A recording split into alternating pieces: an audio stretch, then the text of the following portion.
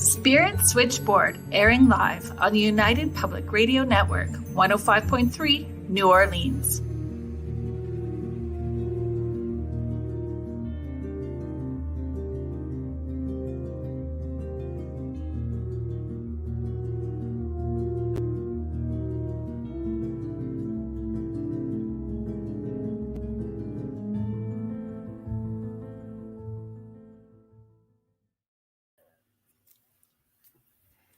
Hi, everybody. Welcome to Spirit Switchboard. We are live from the United Public Radio Network and the UFO Paranormal Network 105.3 and 107.7 FM New Orleans. Please welcome to the show my sweetest friend, Meredith Tollison, who is an animal communicator and intuitive coach. Thank you for joining me, Meredith. Thank you for having me, Carolyn. I'm so excited to be here. Okay, so I'm saying that you're my first guest, but my sister was last week, so she might get her nose out of joint a wee bit because technically she was, but I think that you are. So I'm like so excited to have you here. And I was thinking about when we connected for the first time. And that was like, I think 10 years ago or more. It was 10 years ago or more. And it was the very first time I had ever used, I had to get my passport for the very first time. And I went to Tupelo, Mississippi and I met you. The very first time that I went anywhere outside of Canada as an adult. I was in my early 40s. And randomly, it was Tupelo, Mississippi, right? Yes. Well, it was great. It was so great. And you guys were so welcoming. It was, it felt like coming home. Like it felt like being at home, hanging out with you guys. Well, you know, it's funny since you mentioned coming on this show with you, I've been trying to think about that. And I was trying to put a timestamp on that trip. And the most interesting part of that is I realized that you actually started me back on my intuitive journey in that trip. I love that. And we're going to get into it. We're going to get to a question that I have for you later in the show, but it is about that. It is about, welcoming our intuitive abilities. So talk to me about being a medical not a medical intuitive, but I want to talk about animal communication. And it's a weird thing for me because I know that you say I was played a part in your intuitive journey. But for me, when animals come in, it freaks me out. When I'm doing sessions for people and their pets come through, they get super emotional. It's an emotional connection people have with their pets, living and passed over, right? They're a part of our family. They're just part of our family unit. And when we lose them, we grieve the same. So how did you move into stepping into being an animal communicator? Completely by accident. And it's been an amazing journey. So, I guess it's been 5 or 6 years ago. I'm not sure. I lost a kitty. And somehow on Facebook or some other social media platform, I came across this opportunity to attend a one-off, 1 hour, 2 hour long webinar about animals on the other side. And just out of curiosity, I thought, well, I'll go. This is early in the days of Zoom where this was all, completely new and different. And I thought, well, I'll just go and pay attention to that and watch this and see what happened. And it was so incredibly moving. I got completely sucked in and I started following this woman and I registered in her school and began studying animal communication, and many efforts later was certified in animal communication. And now I'm also a TA helping to teach other people about animal communication. So my journey started, as so many other animal communicators do, with the loss of one of my beloved animals. Now, the majority of the clients that I work with, I can work with animals alive or in spirit. Right. And so I do both. I also have a background in training and behavior, mainly with dogs, but I have people who consult with me with animals that are alive to work with behavior issues that they're having. I have people who want to connect with animals in spirit to get some healing about their passing. So it's amazing how many people come through with their connections with their animals. And do you find, what are some common common reasons why somebody would seek, like, I get the grief part, but if somebody was reaching out for an animal that's here, what are, like, is there a common theme, like one common question that comes to mind, or is it really varied? It's pretty varied. And sometimes people will come to me to work with an animal in spirit and then go, oh my gosh, I didn't know you could talk to alive animals. So I want Right. you to read my kitty cat. He's doing this weird thing where he sits in the corner and looks up at the ceiling all the time. What's that about? Right. So yeah, it's pretty varied. It's pretty varied. A lot of times it has to do with a particular behavior that they don't Right. understand, or trying to figure out what the message is, the lesson is that their animal's here to work with them on. And yeah, do you find that, like, when I'm working, I know that when I'm working, it sounds like English on the inside of my head. So it sounds that I and words that I understand. When it first started for me, it still freaks me out. Like, honestly, when they rub up against me, then I know that I've got this animal, and it can help me identify what animal I have coming through based on how they're touching me. But it feels like when you're in a lake and something touches you and you don't know what it is, it freaks me out. I would not want to do that full time. Kudos to you. Like, I love animals, but it freaks me out every time they come in. But it sounds, whether it's their team, my team, the client's team, I'm not sure the hows and whys. What is that like for you when you're receiving, like, the see, hear, feel, taste, smell? Do you get it all? Is one muscle stronger than another? How does that work? I really get it all. When I first started opening up, Right. I went through a lot of intuitive development and development of my psychic senses to see, what were the things that came through the best for me. And strangely enough, hearing is one of my strongest senses. And from what I understand, that's kind of unusual for a lot of people. Right. And so But is it your inside? I always phrase inside ear, outside ear. So is it your inside ear, inside? Okay. it's my inside ear. Thankfully, I don't hear too much with my outside ear, because that would be the thing that freaked me out. And I'm the opposite. I'm okay with the outside ear. No, an inside ear includes a whole lot of things, including, Mm. a random earworm or a song that plays on the radio, or, hearing cat toenails scratching on the hardwood floors in the middle of the night, any of those things. But I open all of my sessions by explaining to my clients who've never had a session with me before or anything like this, that I receive information in all different ways. I see, hear, feel, touch, taste, smell. I also get downloads. I also get knowings, and I also get feelings in my body. Um, Right. and sometimes I'll ask the animal to show me in my body something Mm. relevant in their body to be able to get the message across to their human, right? Right. Um, so I always set a very strong intention going in that I am just the conduit for this information, and that it Right. comes into me in a way that I can receive comfortably and understand for the greatest and highest good of all connected, Right. and be able to share it with the client in a way that they can receive it and understand. So do you find in your, or have you found in your journey, when you have made that commitment to be of service, right? So we're going to be of service. We're of service to our clients, to the pets. We're of service to something that's bigger than us, right? Whatever that may be. We're being of service. We really are the middle guy. So did you find at the beginning there was a push pull? I'm going to dip my toe in because I feel like I'm on the right track, and oh no, I'm going to back up because no. I don't think I really want to do that. But then you come, when it's a path and purpose, you kind of get pulled into it anyway. Did you find people were asking you to do it when you were not really confident in wanting to step into it? Or do you find once you knew, you just jumped in both feet? Do you mean into animal communication or into intuition, or all of the above? All of the above, All because of I the think it above. goes hand in hand, right? You have Yeah. to have this confidence and almost like um, a bubble where you're not going to worry what anybody else thinks or says about who you are when you're stepping out, being transparent. Here I am, and this is what I do. Yeah, and I know that that's something that you can relate to as well. Mhm. The coming out process Yeah, of, hey, this is something I'm doing, and I'm doing this professionally. Yeah, yeah, there's a lot of judgment that can be surrounding that. Fortunately, through my school and through the community that I've developed through that, we have an incredible support network.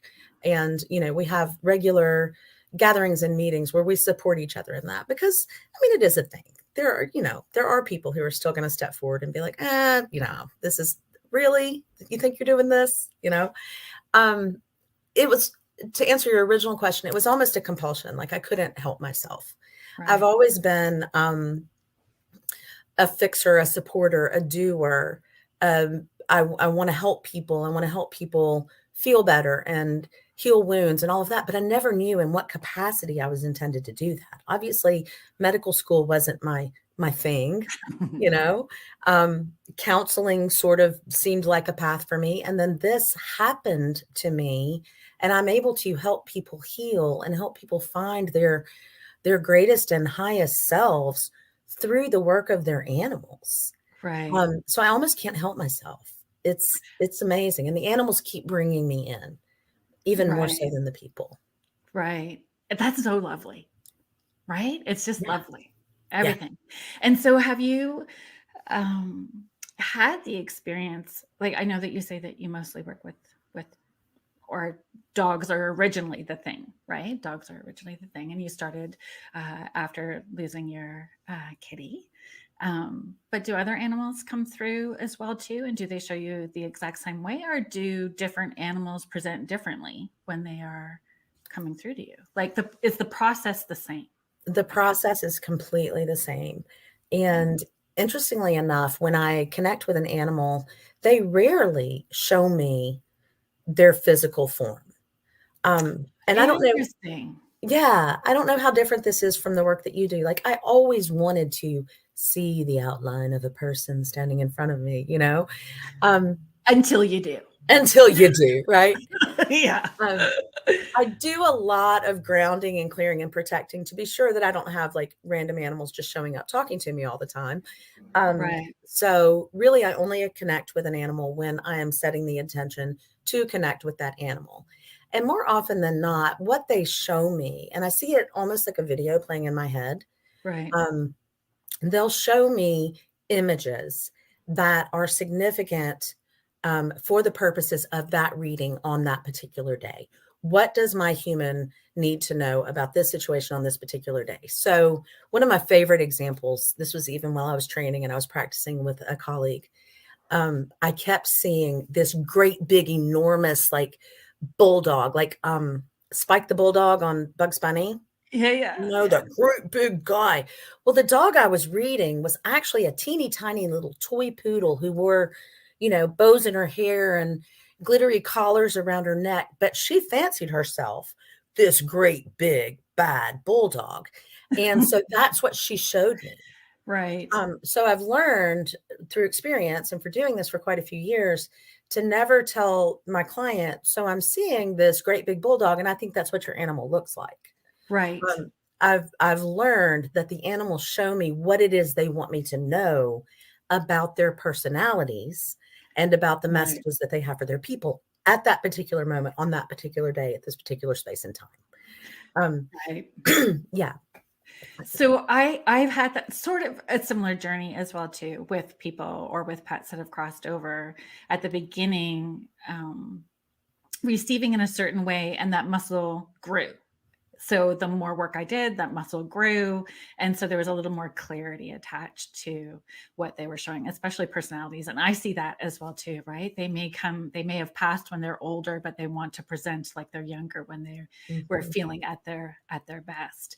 So, animals, how they present their personalities is, fascinating to me, and their connection to their owners and the depth of love that they have for their owners as well too, right? Do they express that in the same way? Oh, absolutely. One of the most common questions I receive from owners, if you don't mind my just jumping there. Yeah, please do.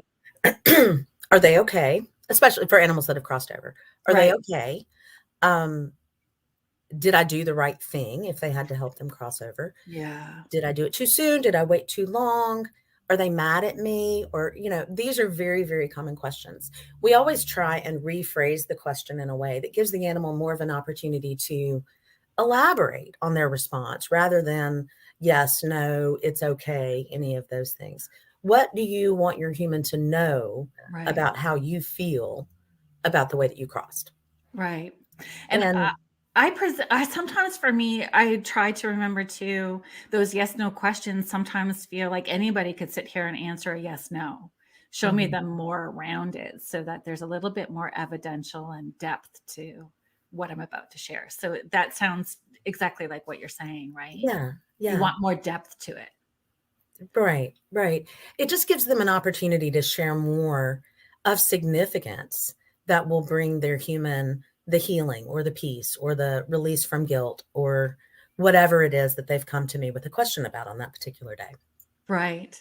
And so do you find, uh, are they're just as eager to connect, to their owners, to their loved ones, as the owners are to connect with them?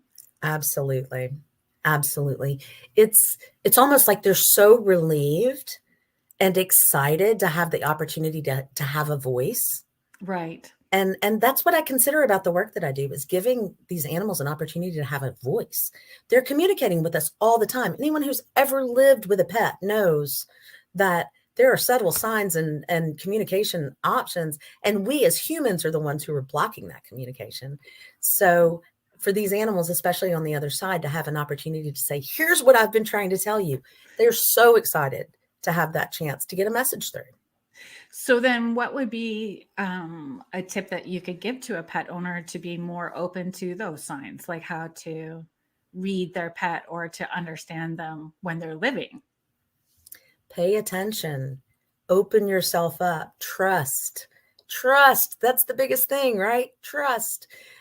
If you ever had that moment where you're like, I wonder if the dog needs water, and you go and the water bowl's empty, understand that that was a subtle form of communication, energetically speaking, between your dog and you. Oh, the water bowl is empty. How about that? I really was paying attention. Right. Be present. Be present. Spend time with your animals. They are not just creatures living in our homes. They are part of us. Right. Not just part of our families, but part of us. They're an extension of us. Not really an extension. That's not what I'm trying to say. Our energies are commingled if we are really living in right relationship with our animals. So Right. opening ourselves up to recognize that is a huge part of building a relationship with your animal. And that was something that I had to understand when I was getting, when I got my pets, like when I got the dogs in particular. And if my anxiety is up, I pace a lot. And poor Bruce, he's just 3 this month. So he is a Bulldog Shar-Pei cross, beautiful brindle boy. And if I start pacing, he starts almost drooling and then pacing as well too. So, it's no different. It was an eye opener for me to have accountability for my own emotions and how I was presenting myself with and holding the space, right? Yeah. Yeah. And here's an interesting thing. People ask me all the time, does my animal take on my stuff for me so that I don't have to feel it? And I've never really found that to be as simple an answer as that. But many of us who do love our animals to the extent that we might consider, too much, it's not too much. It's never too much. When there are so many things that we are willing to do, recognize, care for in our animals that we don't take the time or the energy or give ourselves permission to care for in ourselves. So a lot of times our animals will present behaviors, symptoms from a discomfort or an illness that we will pay attention to because it's our animals and we love them so much. If we stop and really notice, they're showing us something about ourselves. Sometimes they'll mirror it back to us. Oh, my dog has so much anxiety. Well, have you stopped to consider your own level of anxiety? Right. Through the roof. Yeah. Depending on the day. And I find too, when I've had sessions that, not that some are lighter or heavier, but some definitely have more healing that is happening through them. Right. So when I've done those sessions, him in particular, crawls up and grounds me at the at the same time. Susan Murdoch is just saying, my son's dog seems to read and feed off of his anxiety as well too. Mm-hmm. Mm-hmm. Yeah, that can be true. Or feed off of. Yeah, or they respond to even, respond right? to, and they show it back to us. Mm-hmm. You know, you hear about all of these amazingly trained animals who are trained to, you know, to diagnose diabetes spikes or seizures or things like that. I mean, animals are so sensitive energetically to our energies that when you notice your dog showing anxiety or feeding off anxiety, it's a moment to stop and reflect and look at yourself and go, time for me to manage my own anxiety. Mm-hmm. Bruce literally slides up and puts his head right on my chest, like he's almost laying the full length of and it feels the same for me as if I was standing on grass. Mm-hmm. You know, that whole grounding out, it's the same. So and it's a pause. And then you go through that whole ego thing as well too, recognizing that we're putting out some ick energy within this space, and then you have to be held accountable, and they still love you unconditionally. Unconditionally. They have mastered unconditional love. We could only strive to be as in love as they are. When you said that about Bruce, I pictured him unrolling himself on your body like a weighted blanket. Like, yeah, that's how he feels. Exactly. And I can feel when our breath almost starts to get in unison, and then my shoulders relax and my tongue comes down off the roof of my mouth and my jaw relaxes. So you can feel where he's reminding me to be centered and present for myself, right? Especially if I've been super swirly. Yeah. And without that reminder, you might continue spiraling around like the Tasmanian devil, doing all the things you're doing. But because you love your dog so much, you're like, oh, Bruce, I'll lie here with you for a second. Oh, let's breathe together. Oh, now we feel a lot better. Right. Kim Perper was just mentioning that animals are our best teachers. Yeah, they are amazing teachers. Kim Perper is just mentioning that as well too. So what have you learned about yourself in doing this work? Oh, God. I don't even know where to begin there. Right. You know, I mentioned that I have a bit of a background in, well, actually, I'm a certified dog trainer with a focus in behavior modification.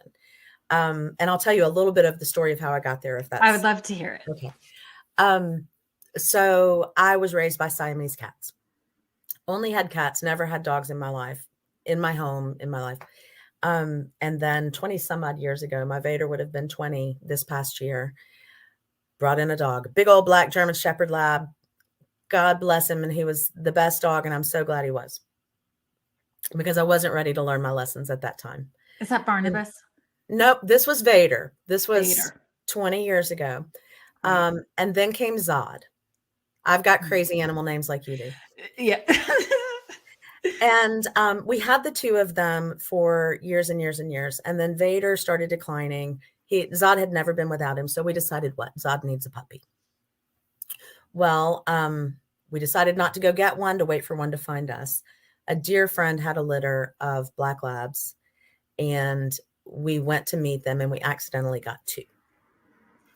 And then accidentally. Well, you know, I fell in love with one and my husband fell in love with the other. And we said, oh, it'll be so wonderful. They'll be brothers together. Right. And yeah. And then, contrary to what we believed was going to happen, Vader lived for another year and a half. So here we are with 4 Labradors running around in our smallish house, our smallish yard, plus the 5 cats that also lived here. Well, I'm down here in Mississippi. We have a lot of very traditional training down here. I was trying to find a trainer to work with these 2 puppies, and I couldn't find anything that felt right to me. It all just felt wrong. It was very forceful and very punishment based. And I just thought, this doesn't seem right to me. First, like ding, ding in my intuition there, right? Good job. And then my 2 brothers started fighting each other, which, talk about channeling some anxiety in your life, right? Vader and Zod both eventually passed, and then I had Quentin and Barnabas. Do you remember Dark Shadows? Yes. Yep. So named after Barnabas Collins and Quentin Collins.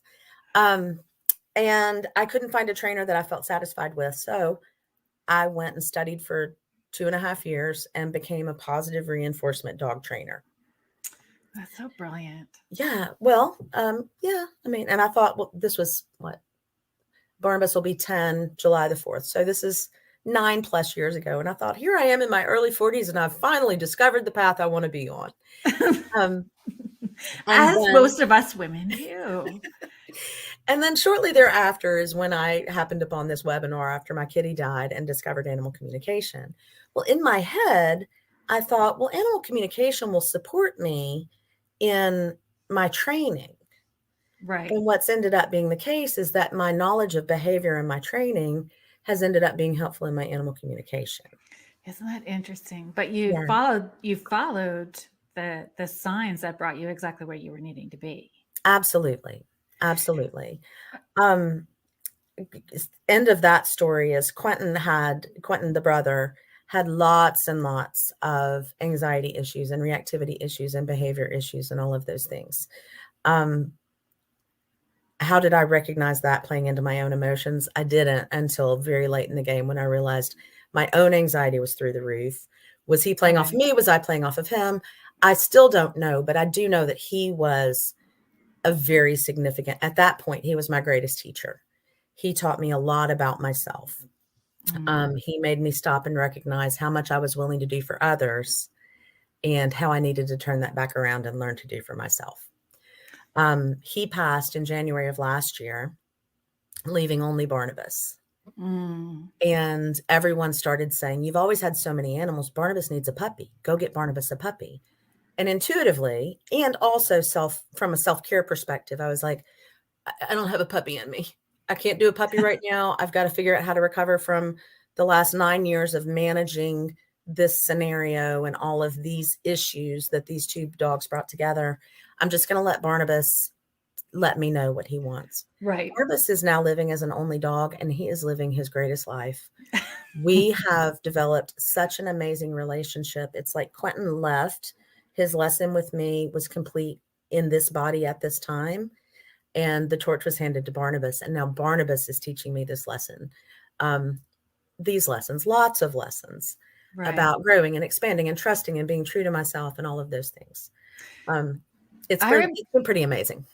I remember, because we are friends on social media as well too, reading the obituary that your husband wrote.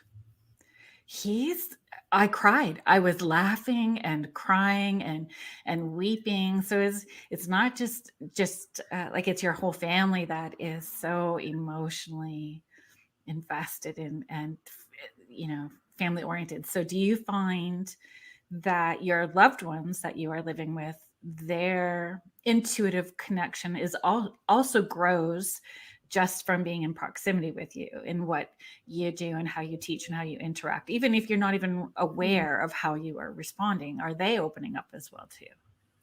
I think the answer to that is yes. Although consciously or subconsciously, right? Subconsciously, for the first time in a long, long time, we're down to empty nesters, it's just my husband and me here. And, looking back to when we met, I was completely hiding, right? When I came and met you, like I didn't tell anyone I think I told my husband I was going to a friend's house. And I remember that. You remember? And then I booked a session with you and I didn't tell him. Yeah. I've been lots of people's dirty little secret for a while. Right. My dirty secret. But then the messages that came through in that first session with you were for him, because I was open to receiving them and he was not. And then he was furious when I came home and finally spilled the beans and said, I have messages for you. He's kind of danced that line for many, many years. Right. But the more of this work I'm doing, he says, I don't know what you're doing or how you do it, but it's pretty amazing. Well, you are amazing. Oh, thank you. Yeah. Thank you. So he's opening up, definitely. Yeah, that's but brilliant. would never be the one to say that.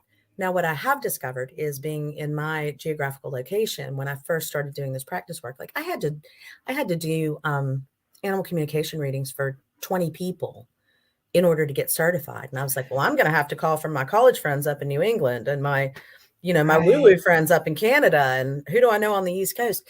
It's amazing. When I did begin opening up, the energy that attracted like people to me. Right. And there are way more people than I would have ever thought in my immediate sphere who are wide open, who are wide open. It's a funny thing, right? When we make the choice to step out of that closet Mm-hmm. and start talking about it, everybody. I mean, there's still a bit of a push pull, but do you feel that if we're putting that energy out where our animals can pick up when we're anxious, that if we're putting that fear out, we're going to get a fear response first until we're come a little more confident, then we've raised that vibrational level and like meets like, right? So then we're pulling in the people who Absolutely. are supportive. Yeah. Absolutely. And also the alternate side of that is recognizing the other relationships that maybe have fallen away, Right. because Oh yeah. they're no longer a fit. With gratitude and everything is and releasing that. Jody With McGrath is gratitude. just asking, have you worked with horses? And if so, how do you feel they compare in their connections maybe to other animals? I've done readings for horses. I've not spent a lot of time with horses. I've only ever ridden horses like on a few vacations and at summer camp when I was a kid. But I have a ton of friends and colleagues who do horse healing therapies Right. and talk about attracting the things that you need to attract. I've recently been asked to serve on a local board of a nonprofit that does horse healing therapies Oh, for amazing. mainly for veterans and children with disabilities and things like that. I know zero about horses, but walking into the stable to meet these horses for the first time, I was a little afraid. These are enormous creatures, right? And feeling there's an energy from them that's amazing. There are a couple of horse retreats that various members of our community do that I would love to go on. Horses are known to be incredibly intuitive and incredibly skilled at reflecting ourselves back to us to show us what we need to work on. Right. So, roundabout way of saying I haven't done a lot of work with horses, but I fully intend to. What I have done has been pretty powerful.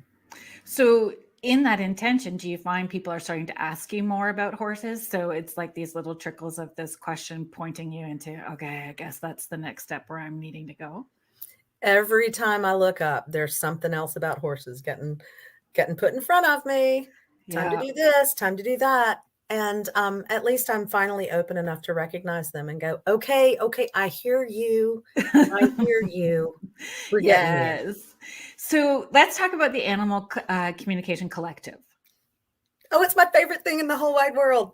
Tell me all about it. Tell our listeners all about it. Okay, so the Animal Communication Collective is an amazing association of, we're close to 40 now, women-led, friends and colleagues. We all trained through the same school together. Right. Karen Dundee Smith, my dear friend and colleague, came up with this idea and presented it to a group of us. And I stepped up and said, I'm right here with you. So she came up with the idea, founded this organization. I jumped in as sort of her co-director, and we've expanded upon it. What we do is connect with 501c3 nonprofit shelters and rescues, and we create these online fundraising events. We spend about 6 or 8 weeks before the event working with the organization, planning, helping create the graphics, helping come up with the plans. 100% of the proceeds from these events go to the shelter or rescue. Fabulous. We have a team of 4 communicators plus 2 people who kind of are behind the scenes running tech and keeping us all afloat while we do it. We do them all online, mostly through Zoom. And the organization sells tickets to their supporters, their people out there. And then we all get on and in pairs do tandem readings for the attendees, animal communication readings throughout the course of the event. That's amazing. Yeah. So we do little mini, like 8 to 10 minute readings for people, and help these organizations raise funds for the so many needs out there for shelters and rescues. So Right. many needs. So Completely volunteer. If 100% somebody is volunteer. listening, if a shelter or an organization is listening, how would they find you if they wanted to reach out? We are online at the animalcommunicationcollective.com. We're also on Facebook and Instagram. You can find us pretty easily, and there is a quick link on the homepage of our website that says, let's work together. You can reach out to any one of us, and we're happy to set up an informational meeting to kind of let you know how an event like this would work. Right. And how long has that been running? Like, did it start? We're nearing the end of our second year. Right. I was just going to ask if it started through COVID. Gosh, and I wish that I had pulled up the information about our fundraising efforts to date. In our first year, we're kind of figuring it all out. We did an amazing amount of fundraising for these organizations. This year to date, we've already almost doubled the amount that we did in our first year. Isn't that something, eh? We have an event coming up next Thursday night for an organization in Massachusetts called Sweet Paws Rescue. We have another the following week for a farm animal sanctuary in Georgia called Farm of the Free. We've worked with organizations from coast to coast, kitties, puppies, dogs, cats, horses, pigs. Someone asked I think you asked me if the animals come through differently depending on the type of animal. We've done some amazing readings for roosters and sheep and pigs, and it's incredible. It's incredible. Right. It doesn't matter what species. They are so willing to talk and communicate. I know I did a session for someone once, and their pet bird came through, and I actually thought it was the young fellow's girlfriend. Because the way she came in, she was so attached and sharing information. There was so much love. I thought it was a girlfriend at first. I didn't even realize it was a bird the way that she came in. That's hilarious. What made you realize it was a bird? When they started to share how they passed. Oh, okay. And I'm like, oh, that's not normal for a human female. There's a few bits and bobs that don't make sense to me. So it was kind of, oh, yeah. Then I had my aha moment. But the connection was just as intense. Like the amount of love was there. That was wild. Yeah, it's crazy. And sometimes it's even greater than any girlfriend that guy ever had. Probably. Yeah. And I mean, maybe better that the bird was in spirit, because I don't know if a human could compete with the bird. There would probably be some jealousy issues to have to work through. Yeah. And I've run into that in some readings too. Get out. I want to know about that. Yeah. Well, because if they pick up, so is it that the owner needs to pay attention because their pet is going, yeah, no, walk away, red flag, or is it warming up to it, or both? It's been both. It's been both sides of that coin. Yeah. Is that hard to give? That message? It is, but that story. There's some messages you're like, okay, guys, team, help me out here. Give me the words to say the things that I need to say, because this is a hard one. But I think you know me well enough to know I'm pretty straightforward and transparent, but I'm also very kind. I will never say anything with malice or anything, that I would find hurtful. But there have been messages I've had to deliver where I would have to say, okay, this is a really hard thing to say. So I'm just going to put it out there in exactly the words I heard it in. Right. Just the messenger. Just the messenger. I'm not going to try and interpret this. I'm going to repeat to you the words that your cat just said to me. And you'll have to tell me what that means to you. That's a really important part of this work. And I'm sure you run into that too, is sometimes it's hard as a human not to try and put the story together. Oh, I don't have the energy to. Yeah. I just don't have the energy to try to put the puzzle pieces together for people. Well, but even to the, minimalized extent of saying, well, I saw this and this is what this often means to me. Yes. No, Yeah. it's Yeah. my job to say, I see this, I feel this, I hear this, give you the raw data. You tell me what it means to you. And if it Yeah. means nothing, I do have some things in my intuitive toolbox that mean something to me every time they show up in a reading. Right. But I always want to give the sitter the opportunity to tell me if it means something to them before I stick in their head what it means to me. Right. But we just have to be real careful not to interpret and just say, here's the message. I don't know what it means. Does a purple kangaroo mean anything to you? Right. Let me know. And depending, do you find like grief can be very thick, and it can warp perceptions and warp how people are receiving a message that is coming at them. So do you run into, kind of what this message is, but the sitter's maybe not receptive to hearing what it is you have to say? That's a delicate situation too. It's a delicate situation. For that reason, I frequently request not to do readings for people who have just lost an animal. Not necessarily because the animal's not ready to come through yet. Right. My teacher calls it going to spirit school. Like, they need a little time to settle in on the other side and feel what it's like to come back to source energy and not be living in this body. But as much as that, if not even more so, when a person is sitting in such intense grief, Mm-hmm. they are very clouded. They are Mm-hmm. very closed off. They have created their own story about their role in the animal's passing or lack thereof, or whatever it is. That we all know grief is not linear. There is no timeline. That's right. But after a couple of weeks, when some of the weight has started releasing, people are a little bit more willing to receive the messages. Mm-hmm. But even so, I guess that's just part of, the intuitive aspect of it, and the kindness and lovingness and the asking for everything to be for the greatest and highest good, to ask for the right words to say in a way that it can get through these mountains and mountains of grief that people are living with. Yeah. I know for me too, making sure that person has a support system. Mm-hmm. Do you have a support system, or are you going to be alone after this, especially if it's feeling a little more raw? If it's a little sooner, right? Yeah. And asking if they have a support system. Do you find after doing sessions for people that it clicks something for them where they also want to be involved in animal communication? So same journey as you, right? Do you find people asking for a second session so they can know more about how they can maybe follow suit?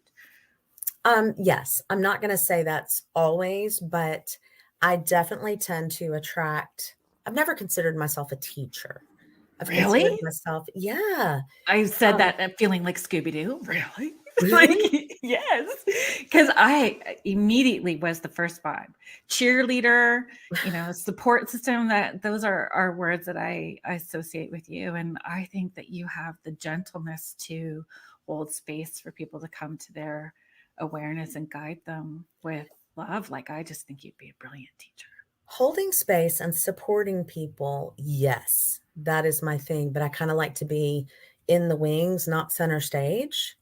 Like, even doing this publicly, I'm so glad that I'm just sitting here chatting with you. I don't know who's out there, Yeah, I'm kind of the behind the scenes. Hey, you did a great job out there. Part of that, though, I know, is that I had a teacher who told me I wasn't a teacher. And so that's a negative belief that I have not yet pulled out of me and gotten rid of. Well, that can kiss off with love. Away you go. It needs to go, that one. Yeah. But I do find that I tend to attract people who want to just have a conversation about knowing more. And I attract people who are opening up but aren't quite sure how to go about that. Right. And I think that's just because it's so similar to my journey, and if I had known earlier in my life that I could actually reach out to people and talk about this, I might not have wasted the first 40 years trying to shove down being sensitive and emotional and all of those things that I got Right. told my whole youth and childhood, Yeah.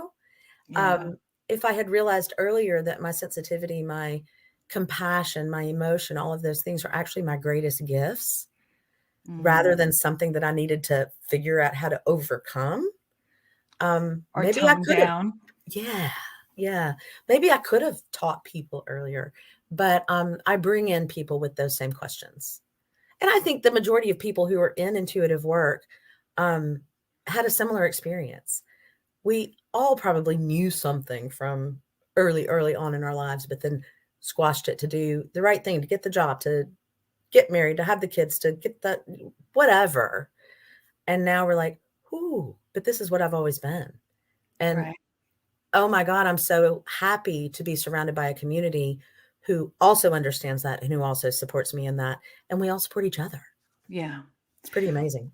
One of the things that I'd like to do with the show, and have it as part of every show, in asking the guests, like, how do you keep, or do you have any tips and tools to share with us about, or for our listeners, in keeping an open mind and having that sense of wonder, like a little kid, like being open-minded to open, like animal communication, being open to being able to empathically or intuitively, pick up on the messages that their living pets are trying to give them. How do you maintain or keep that sense of childlike wonder? Because it's really that place that keeps us open.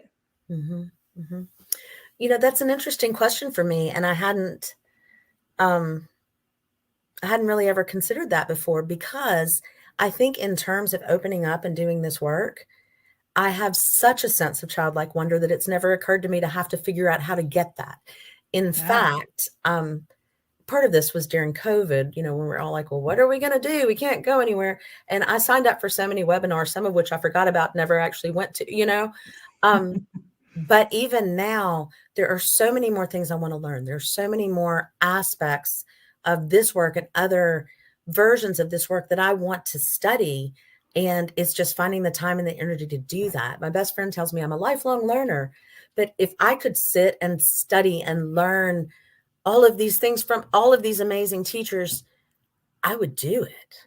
Unfortunately, I still have, my real life. I hate to call it that, but, I own a business and I run Right. another business, and I still have all of these things that require my focus on a daily basis. If I could get rid of all those things and do this and keep learning and keep wondering and keep inspiring people to keep learning and keep wondering and find that childlike vision in them, that is what I would do. But you must have been that way as a kid. Yeah. Yeah. And looking back, I never really wondered why I felt the way that I did, why I felt such a connection with animals. It's funny. One of my signs when I know I'm truly connected with an animal in a reading is I get this electrical tingly at the end of my nose. And I actually have a very distinct memory of I couldn't have been more than 5 years old, at my best friend's house playing with his dog. And the dog came right up to me and his nose was this far away from mine. And I felt this crazy electrical tingling at the end of my nose. Isn't that something? I didn't ask at the time what that was, what that meant, any of those things. And it wasn't until I began this work here 45 years later that I went, oh, that's that feeling. Right. I've always had it. And we get sidetracked as we get older. We want to fit in when we're in school, so we dumb down parts of who we are. We have responsibilities as adults, and we tend to forget the things that brought us joy or experiences that we had. And when we get that aha moment where we can return to it, it's like everything is wide open and magical again. Yeah. I can connect to animals, and look at how this is happening to me now. And I remember this joy that I had as a little kid. And I'll tell you, when I first had that aha moment, I looked back on however many years that I did try and kind of push it down and hide it. And at first I was a little ticked off, wow, look at all this time I blew with this magic in my world, because of trying to fit in and be the right person and do the right thing and all of that. But I have to understand, and I have to give myself some grace and some forgiveness that I wasn't ready for it. Yeah. When I was ready, the lessons began appearing.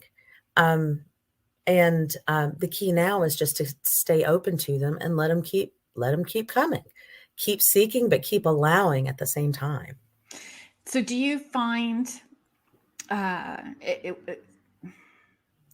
animals will come through no different than people, where it will be random? Like you might have the smell of a wet dog coming in just random, and that's just your pet letting you know that they're there. Those signs and symbols, are there specific ones or certain things that people can do to be more open to that connection?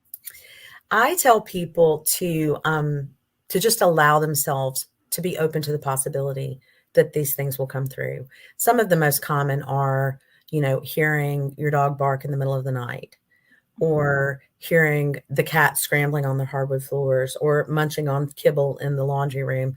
For me, I had a cat who went through 8.5 of his 9 lives before he died. He was diabetic. We almost lost him twice, and diabetic crises and all of that. And of course, when he was older and ill and in kidney failure, we had to take up all of our rugs. We had to, we couldn't leave anything on the floor because he just went to the bathroom everywhere. Well, he was also a sweet, funny cat. And sometimes I wake up in the middle of the night and I smell cat pee. Yeah, Erin. And I'm like, this is how you're coming to me. This is how you're going to show yourself to me. The wet dog. Yes. I had one that smelled like corn chips all the time. Oh, that's funny. And so do I smell him? Yes, I do. Open yourself up to the possibility that any of those things are signs that they're here. And some of them are funny and some of them are tender and some of them just are what they are. Yeah. And do you find like it's non-thinking moments? That's what I tend to tell people. It's in a non-thinking moment when you're not trying hard to make something happen is when it will happen. Mm-hmm. Do you find and a lot of times going to sleep or waking up, when your defenses are down, the in-between stage, or when you're in the middle of a tedious task, scrubbing the floors or cleaning the bathtub or whatever. Yeah, it's sort of that non-thinking moment. Yeah, that's the way I would put it. Yeah, I agree in that non-thinking moment. And paying, again, if we're paying attention to the animals that are here, they'll respond to the animals that are in spirit that were part of the family before them. Wait, say that again. Like our animals that we have living with us, like in our physical world, paying attention to the things that they do, because they will respond to the animals that were part of the family before them that are now in spirit, right? Like, absolutely. If we're not sitting in the corner looking at nothing. Yeah. If we're not paying attention, they're paying attention, and they pick up. Yeah. And sometimes they're calling us to pay attention. And a lot of times I don't know as much about this as you, obviously, but a lot of times the animals are paying attention to human energies, humans who have crossed over, who are coming to give us signs. Yes. Yeah. Yeah. But I think it's my own block, and it's something that I'm going to have to look at, because I really do. I hold my breath when I start to feel animals come through in spirit. I immediately hold my breath and go, like, because it just touched me. I just have this thing. It's so funny because I'll talk to dead folks all day long. Pets can come in and show me stuff, but as soon as they touch me, it just gives me the heaves. I don't know why. It's like finding floaties in the dishwater, like it just gives you that heave. So I have to learn to relax into it a little more, because I know I'm closing the door and it starts to sound like the teacher from Charlie Brown. Well, what if you just said, oh, I think there's an animal here? What have you got to say to me? I mean, you receive messages all the time. If you open yourself up to that, don't you think that you get messages from them as well? Well, I guess I need to lean into it a little bit more, because they really, I'm in a lane. I always say I'm like a dog with bones. So I get in this lane where I'm receiving messages from somebody, and then all of a sudden I can feel a cat has just, when you get that startled when they jump onto your lap, all of a sudden I feel startled because I have this cat that's jumped and spinning in a circles and starts doing the, kneading dough. I'm like, oh my God, it's touching me. Well, maybe that's why it's touching you, because the cat's been hanging out in the corner going, "Hey, Caroline, hey." Yeah, exactly. Just say, "I'm going to get on your lap. I'm going to start chewing on your hair until you hear me." Can I just send them to you? Go see my friend Meredith. Sure you can. Her light's bright. Meredith will take you. Excuse me. No, that's funny. That's funny. You love animals. It's just I do. It cross into your lane. It's I just out don't of your zone, right? Yeah, I just don't want them to touch me. So I think that maybe that's something, I think a learning curve for me too, right? And I know that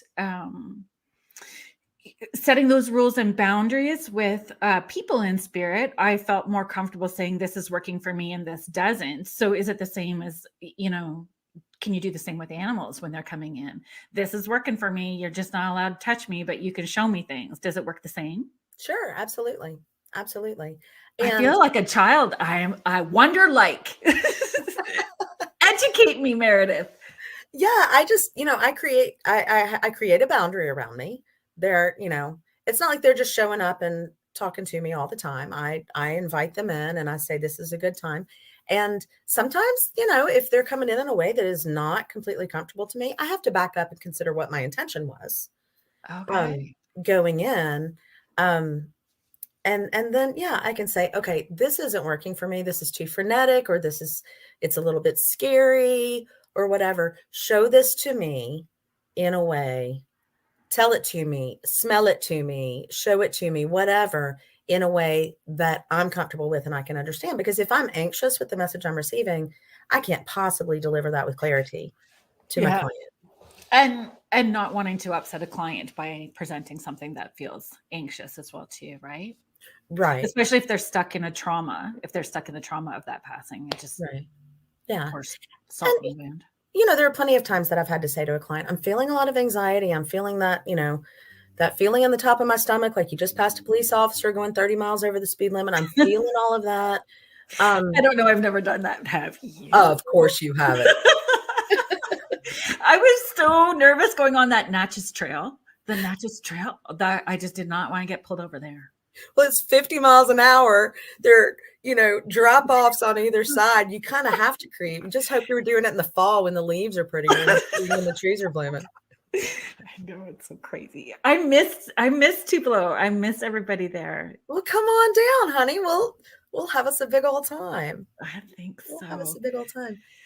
I love that an animal touching you or jumping in your lap is something that you're aware of, but you're like, oh, this is not quite my thing. It's not my thing. It's your thing.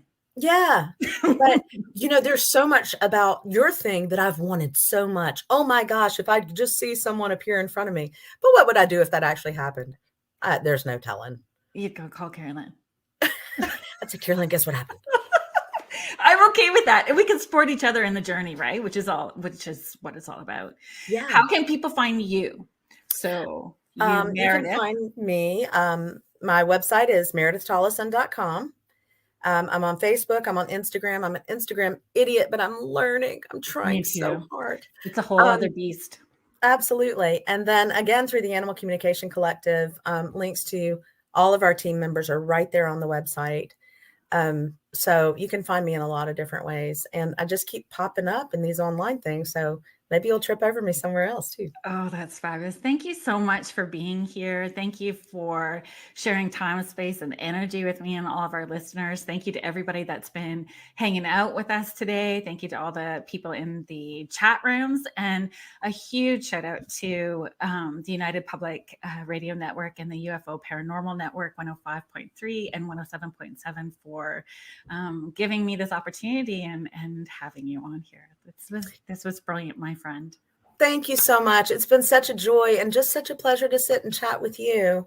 I hope that this has been helpful and meaningful to some of your your listeners. Yes, I'm sure that it has. And I can't wait to do this again. Absolutely. You've been listening to Spirit Switchboard with host Carrie Lynn Shelhorn on the United Public Radio Network, 105.3 New Orleans.